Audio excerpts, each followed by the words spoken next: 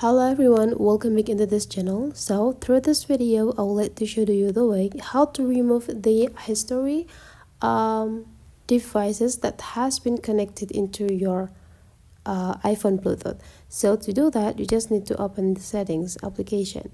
Right after that, you just need to find the Bluetooth sections. And here I already got the Bluetooth part, just go click it. And right after that, there will be got the information about the device that has been or ever connected into your Bluetooth device. So there will so I got the car receiver and so on and so on. So if you want to remove these history connections, you just need to go click the eye symbols of each devices.